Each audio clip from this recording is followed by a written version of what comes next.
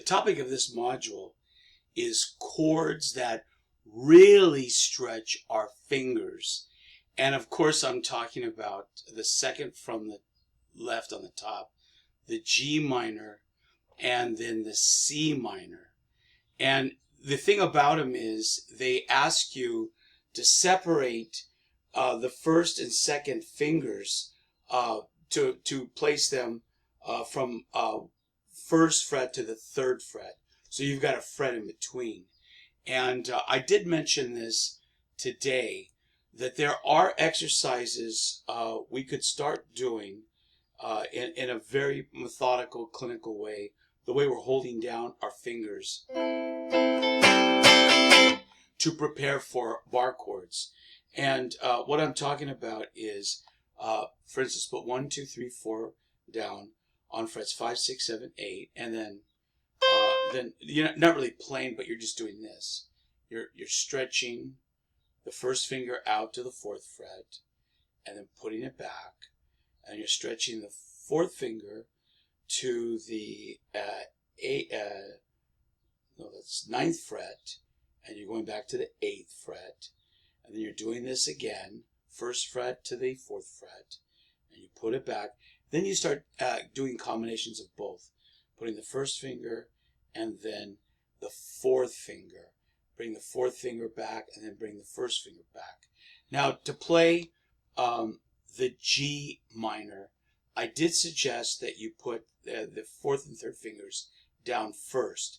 And that was like a power country G,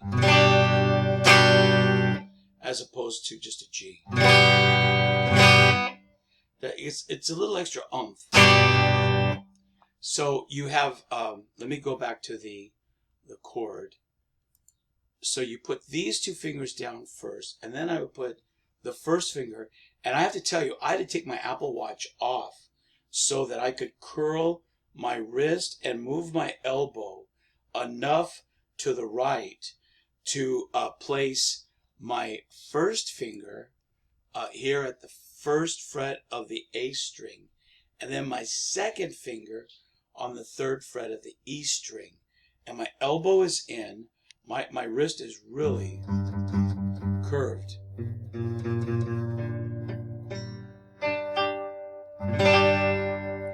And that's the chord. It's now, I've always said, try to place your fingers as close to the frets as possible for good tone. But in this case, you know, this is good as I can do. And I don't want to mute the 2 open strings, the D and the G. 10 times. Ready with me. 5,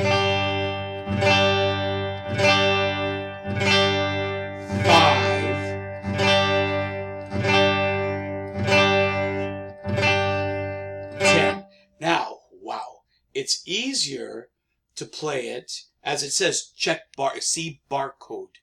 It says C bar chord, because the bar chord G minor is an E minor slid up to the 5th fret, and you bar the 3rd fret.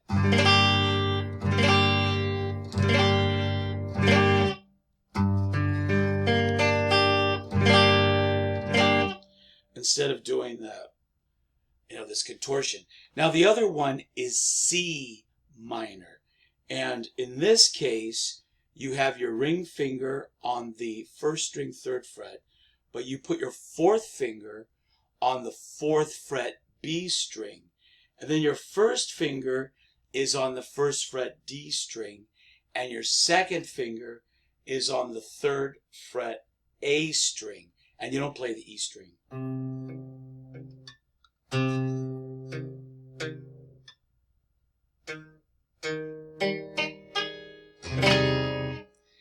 It's supposed to be like this. It's like that. You've got that and that. Oops. Make sure your 4th finger isn't on the 4th string, 1st string.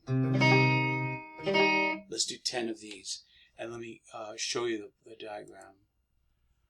Okay, and this is the C minor. Okay, and I'm going to put my fingers back in place again. And first finger, third. This one hurts. This one hurts. And ready, 10. Let me get a better.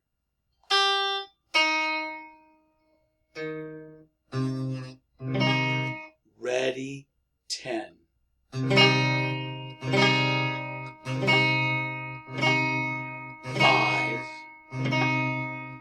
7, 8, 9, 10. Now, yeah. Some people said that's almost impossible. But the bar chord would be much easier. And I'm going to make that sound a little bit better next time you see me. Because I'm going to practice that. Now, the bar chord for C minor is the A minor. And it's on the 4th fret.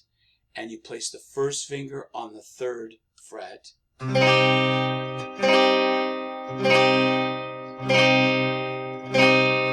it's effortless.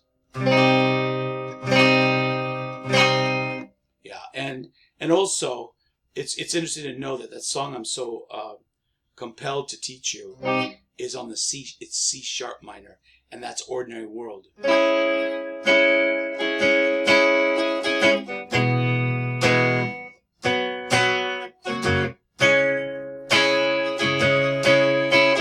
This is an E,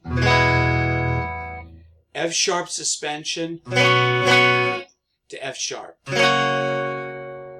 Then G sharp minor, D7 to an E.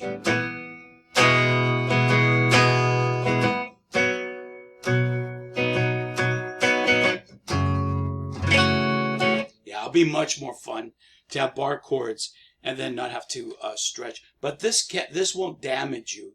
This won't do harm, but it will get a little bit more flexible.